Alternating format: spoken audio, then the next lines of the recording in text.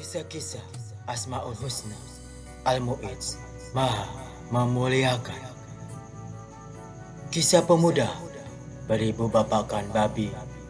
Adapun kisahnya adalah sebagai berikut.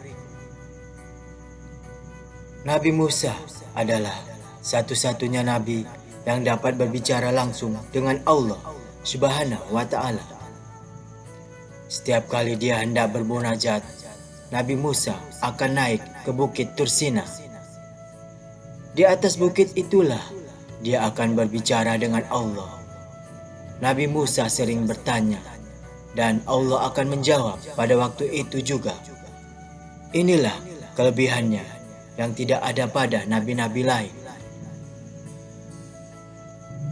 Suatu hari, Nabi Musa telah bertanya kepada Allah, "Ya Allah, siapakah orang di surga nanti yang akan berjiran dengan aku?" Allah pun menjawab dengan mengatakan nama orang itu, kampung, serta tempat tinggalnya. Setelah mendapat jawaban, Nabi Musa turun dari bukit Tursina dan terus berjalan mengikut tempat yang diberitahu. Setelah beberapa hari di dalam perjalanan, akhirnya sampai juga Nabi Musa ke tempat berkenaan. Dengan pertolongan beberapa orang penduduk di situ, beliau berhasil bertemu dengan orang tersebut. Setelah memberi salam, beliau dipersilakan masuk dan duduk di ruang tamu. Tuan rumah itu tidak melayani Nabi Musa. Dia masuk ke dalam kamar dan melakukan sesuatu di dalam. Sebentar kemudian, dia keluar sambil membawa seekor babi betina yang besar. Babi itu didukungnya dengan cermat. Nabi Musa terkejut melihatnya. "Apa hal ini?" kata Nabi Musa berbisik dalam hatinya penuh keheranan. Babi itu dibersihkan dan dimandikan dengan baik. Setelah itu, babi itu dilap sampai kering serta dipeluk cium, kemudian diantar kembali ke dalam kamar. Tidak lama kemudian, dia keluar sekali lagi dengan membawa pula seekor babi jantan yang lebih besar. Babi itu juga dimandikan dan dibersihkan, kemudian dilap hingga kering dan dipeluk serta cium dengan penuh kasih sayang. Babi itu kemudiannya diantar kembali ke kamar. Setelah selesai bekerja, barulah dia melayani Nabi Musa. "Wahai saudara, apa agama kamu?" "Aku agama Tauhid," jawab pemuda itu, "yaitu agama Islam." "Habis, mengapa kamu membela babi?" "Kita tidak boleh berbuat begitu," kata Nabi Musa. "Wahai Tuan hamba," kata pemuda itu, "sebenarnya kedua babi itu adalah ibu bapa kandungku. Oleh karena mereka telah melakukan dosa yang besar, Allah telah menukarkan rupa mereka menjadi babi yang jelek rupanya. Soal dosa mereka dengan Allah itu soal lain. Itu urusannya dengan Allah. Aku sebagai anaknya tetap melaksanakan kewajibanku sebagai anak. Hari-hari aku berbakti kepada kedua ibu bapaku, seperti mana yang Tuan hamba lihat tadi.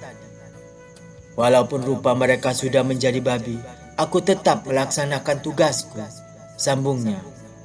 "Setiap hari aku berdoa kepada Allah agar mereka diampunkan. Aku bermohon supaya Allah menukarkan wajah mereka menjadi manusia yang sebenar. Tetapi Allah masih belum memakbulkan lagi," tambah pemuda itu lagi.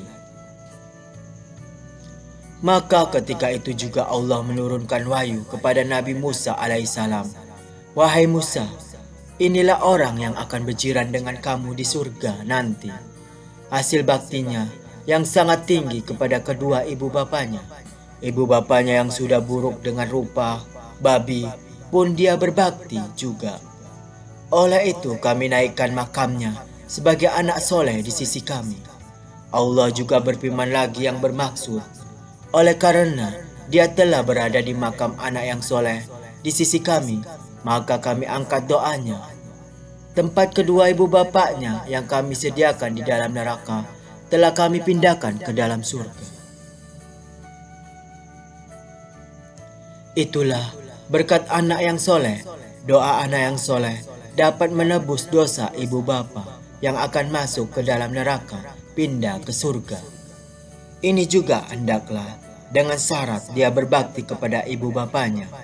Walaupun hingga ke peringkat rupa ayah dan ibunya seperti babi, mudah-mudahan ibu bapa kita mendapat tempat yang baik di akhirat kelak.